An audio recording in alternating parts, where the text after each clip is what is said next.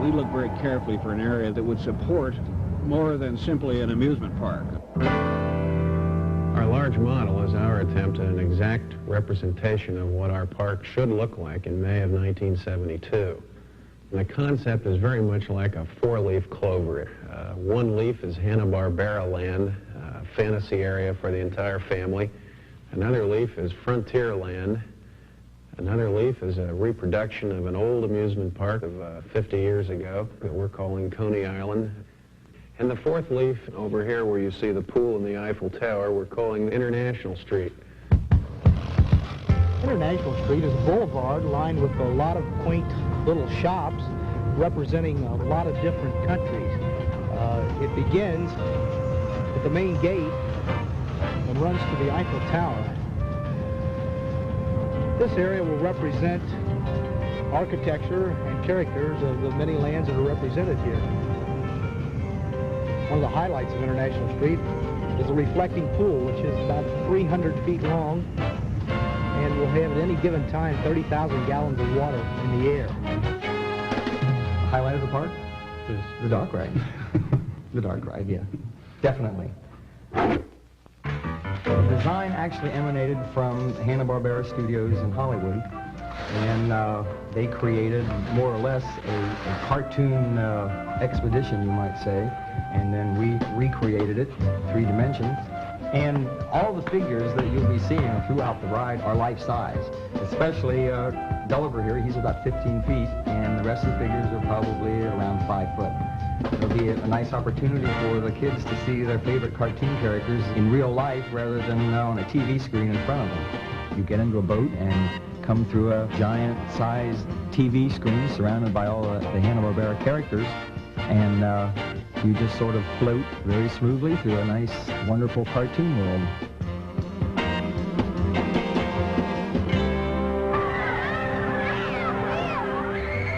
The Banana Splits, Fred Flintstone, Barney Rubble, Scooby-Doo, Lamsey, Bristlehound, and Mildew Wolf. They'll be meeting people at the front gate, and we plan on having shows where the Hanna-Barbera characters come out in the audience, and we have audience participation.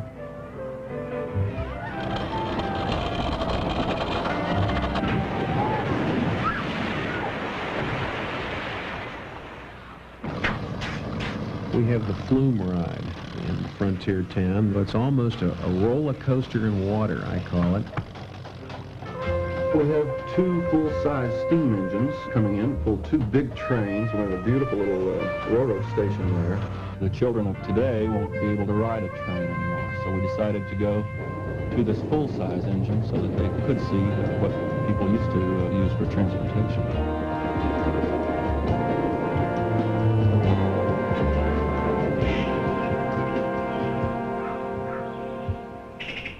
We hope they enjoy the landscaping and take a lot of pictures of it. We are interested in making this one of the most beautiful parks in the country, and this is our challenge, to make it outstanding landscaping. Before we started building the park, we've marked the trees we wanted to preserve. And actually, we designed the park to miss a lot of these trees. We marked them with white ribbon. The 1 striper means don't take it out unless you have to. The 2 striper means don't bother it and coming to me. And 3 striper means if you take it, if anything happens to that tree, watch out, because you're in trouble. You'll be able to play golf. You can come in a camper. We'll have nature trails down by the river. We'll have complete facilities at the campsites. We'll have canteen. We'll have swimming pool. We'll have miniature golf there. The golf courses will be across the highway. We feel will fit in very nicely with the resort atmosphere and very directly with the lodge itself. Just a complete program for the whole family that they can enjoy for as long as you wish.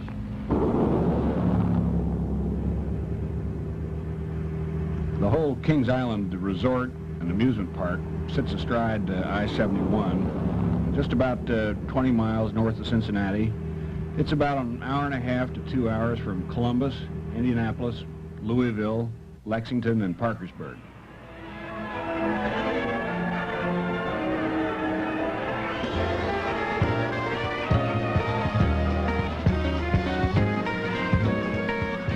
Well, old Coney Areas, 4th of July, Barnum and Bailey, red, white, and blue, exposed light bulbs, the Barker in front of the show, things like that. Just as Coney Island would have looked at the turn of the century or a little later than that.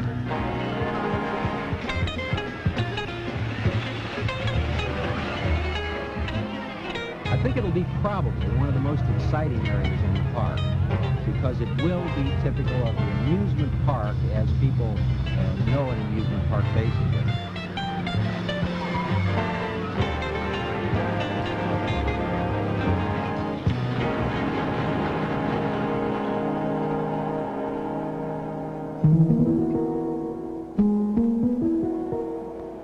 This is a double coaster in the sense that two trains are going to race each other. I'm going to leave that incline and come down side by side through these two tracks to see which one can get home first.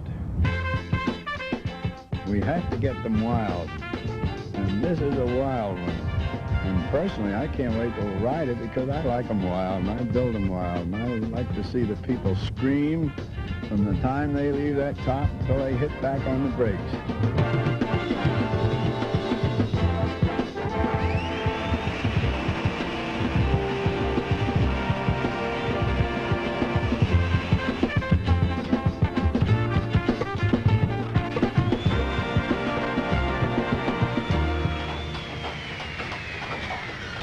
It's going to look like a needle from down the road.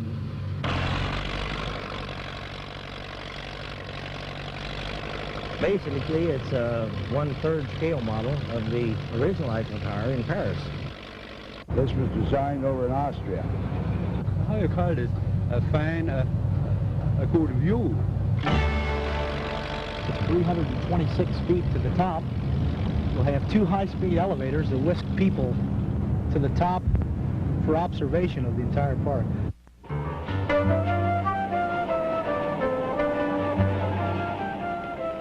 You can see that these boys are not kids.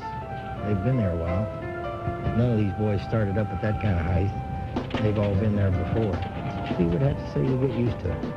We have more trouble falling down here than we do up there. When you think about it, a man's work and his sidewalk is right there in front of him. As long as he watches what he's doing, he's all right.